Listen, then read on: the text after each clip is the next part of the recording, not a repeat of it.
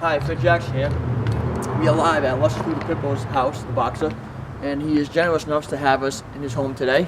We're going to talk about his upcoming fight, December 25th, versus Donnie Martinez at the MGM Grand in Las Vegas.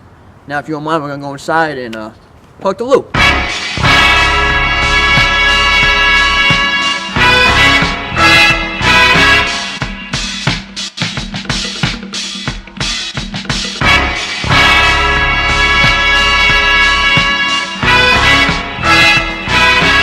Ladies and gentlemen, welcome to Dirty Dirty. I'm your host, Fred Jackson, and I'm happy to have boxing legend, great Luscious Lou Depippo. Lou, thank you for having us in your house today. Fred, thank you for having me. It's an honor to be on this show. You know, I just want to get my story out there, and you know, this is a great platform for that. So thank you, thank you. Thank you for having us in this beautiful house. Let's get into it, Lou. And by the way, Fred, one thing, that suit looks great on you. Thank Great you, suit, thank you. Great suit. My wife picked it for me, so. Nice, she's a good woman. She's a great woman, she's a great woman. Let's get into it, Lou. I know what everyone wants to know is more about you. Where did you grow up? Well, this is my city, Providence. That's my city. You know, Okay. I'm from the north end of the city. Okay, You know, my neighborhood's called Wanskik. I don't know if you're familiar. I'm kind of familiar. Is that near Brown University? You East know, side? the east side is a different part of town. You know, Okay. I'm from the north end of the city, Charles Street, Branch Ave area. It's a little more rough, as they would say. Oh, okay, okay. And so what were you like as a kid? How would you describe yourself growing up in Providence, Rhode Island, or Wansink area? I was a rambunctious kid, you know. I got into trouble. I got into fights. You know, my mother always telling me come inside. You know, it's time for dinner. The lights are out. You know, typical Italian family. You know. Yeah. You know, close family, small family, but we stuck by each other. I had two brothers. Two brothers. Me and my mother. You know, my father. You know, he wasn't there. Oh, I'm sorry to hear about that. It's all right. You know, it's in memories. Memories. You know. Mhm. You know, Fred. Yeah. Yes, I'm still. You know, so. You know, that's my life growing up in Providence. You know, that's where I started from. These are my roots. Oh, okay, okay. Now you were saying you have two brothers. Can you talk about your brothers and if they had an impact on your life in general? Well, you know, three boys in a house. You know, single mother. She's not home a lot. Uh-huh. You know, we got into a lot of. You know, can I say shit? Yeah, go ahead. We got into a lot of shit, basically, Yeah, Fred. You know, Uh-huh. and you know, we got into fights with each other. You know, we played a lot of sports. You know, typical boys. You know, we got into some things. You know, Yeah. and, you know, Providence. You know, it's you know, you could if you're looking for trouble, you'll find it. Really? Basically, is what I'm trying to say.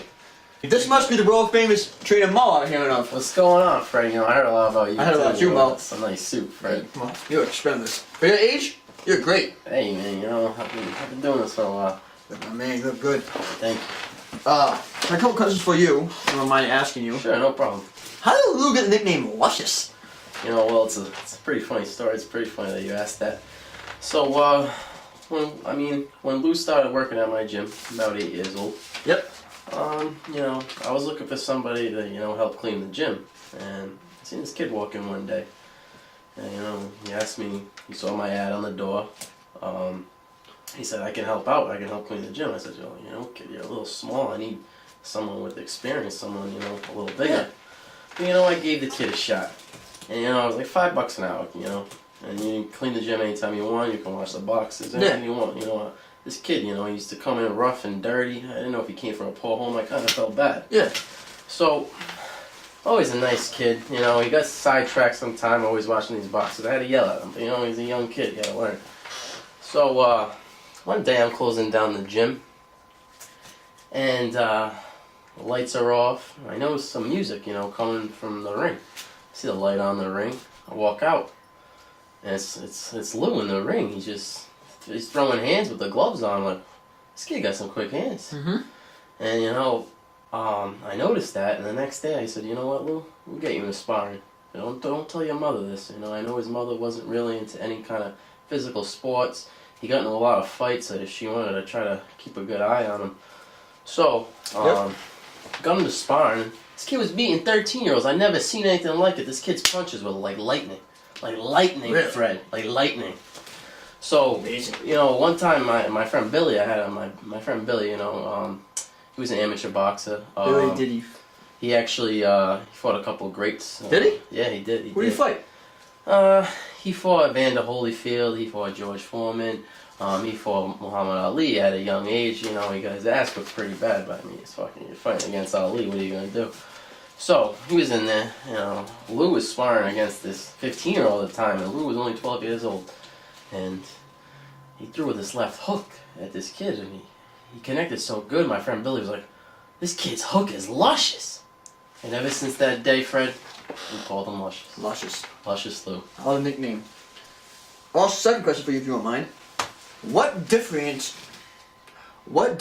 from Lou from all the other boxers in the world? Well, you know, the kid has heart. And the effort that he puts in every day is like something I've never seen. Like, it's like comparing a squirrel to a dinosaur. Like, some of these boxers are squirrels and he's this big old mighty T-Rex.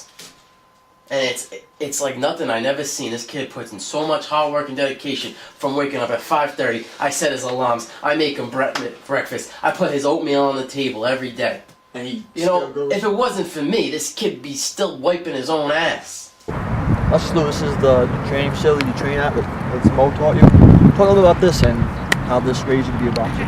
Well, so this is Providence College. You know, we Yep. come out here, we do our cardio over here. Yep. You know, we do sprints. You know, it's all about when you get in the ring, you're prepared to go 12 rounds. You know, this is part of our routine here. Yep. We come out here, we do sprints, we do laps. It's really to focus on the cardio. Yeah. You know, when I go in the ring, I know I'm confident in my ability to fight 12 rounds. Awesome. Sounds good. And the second question, if you don't mind. Yeah, no problem. This must be like a second home to you. If this place you train every day, you're here every day. Am I correct? Right? This is like a second home. As you can see on this track, it says Providence right here. Yep. So you know, this college is part of the city. Like I think I'm part of the city. So you know, like you said, it's like a second home to me. I come here, I do my work, and we go home. So awesome.